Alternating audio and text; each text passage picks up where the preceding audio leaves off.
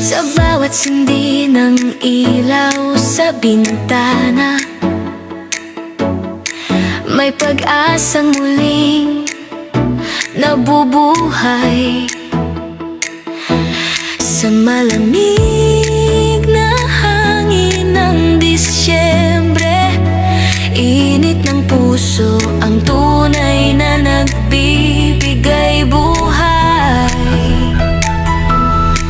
Sa ngiti ng bata, sa yakap ng pamilya, doon nagsisimula ang himala. Hindi sa handa o regalong mamahalin, kundi sa pag-ibig na kusang iniaalay. Ang Pasko'y kwento ng pagbibigayan, ng pagpapatawad at pagkakaisa.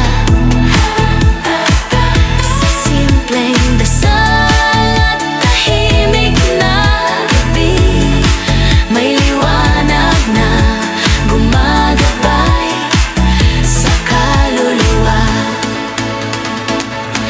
Kaya sa pagdating ng banal na araw, alalahanin ang tunay na diwa, ang magmahal ng walang kapalit at magbahagi ng pag-asa sa kapwa.